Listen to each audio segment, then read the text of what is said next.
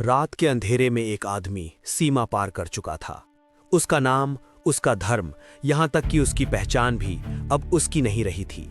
लेकिन सबसे डरावनी बात यह थी, अगर वो पकड़ा जाता तो उसका अपना देश भी उसे पहचानने से इनकार कर देता। आज हम बात कर रहे हैं भारत के उन अंडरकवर एजेंट्स की जो दुश्मन देश के अंदर गए, देश को सुरक्षित रखा, लेकिन खुद कभी वापस घर नहीं लौट पाए। रात के लगभग 9:30 बजे थे। पंजाब के एक छोटे से गांव में एक बूढ़ी महिला अपने घर के बाहर बैठी थी। उसके हाथ में एक पुरानी पीली पड़ चुकी चिट्ठी थी जिसकी स्याही लगभग मिट चुकी थी। वो हर रात उसे पढ़ने की कोशिश करती, जैसे किसी आवाज का इंतजार कर रही हो। चिट्ठी में सिर्फ एक लाइन लिखी थी, मैं जल्दी लौटूंगा, देश का काम खत्म होते ही। लेकिन वो आदमी कभी वापस नहीं लौटा। ना उसकी लाश आई, ना कोई सरकारी घोषणा, ना कोई सम्मान, और ना ही आधिकारिक तौर पर यह स्वीकार किया गया कि वो कभी अस्तित्व में था। सालों बाद परिवार को पता चला वो कोई साधारण इंसान नहीं था। वो भारत का एक डीप कवर जासूस था। और वो अकेला नहीं था। भारत के इतिहास में ऐसे कई एजेंट हुए जो दुश्मन देश के अंदर वर्षों तक जीते रहे, अपनी पहचान मिटा दी और फिर कभी वापस घर नहीं लौट पाए। आज की कहानी उन्हीं लोगों की है, उन छायाओं की जिनकी वजह से कई युद्ध टले, कई हमले रोके गए, लेकिन जिनका नाम इतिहास में नहीं लिखा गया। जब हम युद्ध की बात करते हैं तो हमें टैंक, मिसाइल और सैनिक याद आते हैं, लेकिन असली युद्ध अक्सर दिखाई नहीं देता। वो जानकारी का युद्ध होता है। आज़ादी के बाद भारत के सामने सबसे बड़ी चुनौती सिर्फ सीमाओं की रक्षा नहीं थी, बल्कि ये जानना भी था कि दुश्मन क्या सोच रहा है, क्या योजना बना रहा है और खतरा कहां से आने वाला है। इन सवालों के जवाब बंदूक से नहीं मिलते। इसके लिए ऐसे लोगों की जरूरत होती है जो अपनी पहचान छोड़ दें, नया जीवन अपनाएं और दुश्मन के बीच जाकर जीना शुरू कर दें। यही होते हैं डीप कवर एजेंट। 1968 में भारत ने एक नई खुफिया एजेंसी बनाई, रिसर्च एंड एनालिसिस विंग यानी रॉ। इसका काम था भारत की सीमाओं के बाहर जाकर जानकारी जुटाना। लेकिन जानकारी खुद चलकर नहीं आती, इसके लिए लोगों को भेजा जाता था। ऐसे लोग जिन्हें आधिकारिक तौर पर सैनिक भी नहीं माना जाता। अगर वे पकड़े जाएं तो सरकार उन्हें खुलकर अपना भी नहीं सकती। यही इस काम की सबसे कठोर सच्चाई थी। डीप कवर एजेंट बनने का मतलब था अपनी पूरी जिंदगी बदल देना।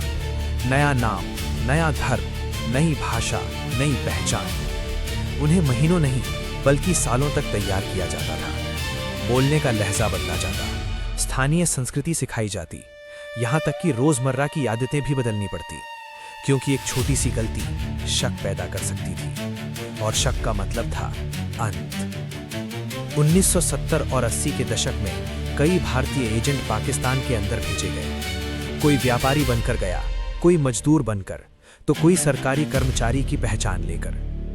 उनका काम था सैन्य गतिविधियों, हथियारों की जानकारी और आतंकी नेटवर्क की खबर भारत तक पहुंचाना। लेकिन इस मिशन में सबसे बड़ी सच्चाई थी, वापसी की कोई गारंटी नहीं। राजस्थान का एक युवक जिसे थिएटर में अभिनय का शौक था, उसकी जिंदगी अचानक बदल गई। उसका नाम था रविंद्र कौशिक। उसकी प्रतिभा ने खुफिया एजेंसियों का ध्यान खींचा। उसे चुना गया और उसकी नई पहचान बनाई गई, नबी अहमद शाकिर। उसे पाकिस्तान भेजा गया। वो वहां सिर्फ रहे नहीं, बल्कि पाकिस्तान की सेना से जुड़ने में भी सफल हुए। सालों तक उसने बेहद महत्वपूर्ण जानकारियां भारत तक पहुंचाईं। कहा जाता है कि उनकी सूचनाओं ने कई सैन्य फैसलों को प्रभावित किया। भारत में उसे ब्लैक टाइगर कहा गया। लेकिन 1983 में एक संदेश पकड़ा गया और उसकी पहचान उजागर हो गई। उसे गिरफ्तार कर लिया गया। पूछताछ, यातना और लंबी कैद। वो कभी वापस नहीं लौट पाया। 1990 के दशक में पाकिस्तान की जेल में उसकी मृत्यु हो गई। उसका परिवार वर्षों तक इंतजार करता रहा। एक और कहानी पंजाब से जुड़ी थी। सरबजीत सिंह 1990 में सीमा पार पकड़ा गया। पाकिस्तान ने आरोप लगाया कि वो जासूस है।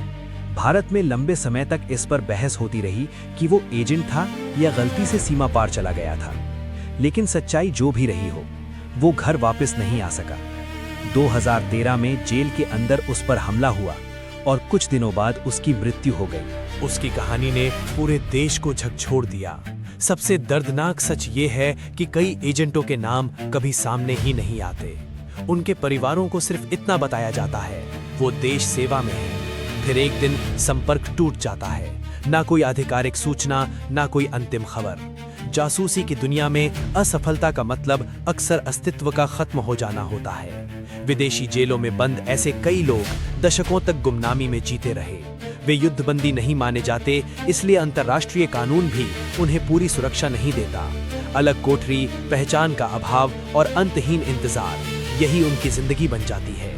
लेकिन सबसे बड़ी कीमत उनके परिवार चुकाते हैं। पत्नी को नहीं पता पति जिंदा है या नहीं, बच्चे बिना जवाब के बड़े होते हैं, घर में उम्मीद और सन्नाटा साथ साथ रहते हैं। देश सुरक्षित रहता है, लेकिन कुछ घर हमेशा अधूरे रह जाते हैं। सरकारें अक्सर खुलकर स्वीकार नहीं कर पाती, क्योंकि ऐसा करने से भविष्य के मिशन खतरे में पड़ सकते हैं।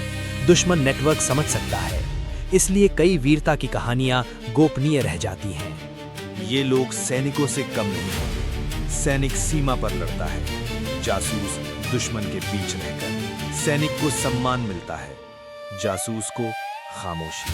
भारत के इतिहास में कई बड़ी घटनाएं ऐसी रही हैं जो शायद टल गईं, क्योंकि किसी अनजान एजेंट ने सही समय पर जानकारी भेजी। लेकिन इतिहास में सिर्फ परिणाम लिखा जाता है, उन लोगों का नाम नहीं जिन्होंने उसे संभव बनाया।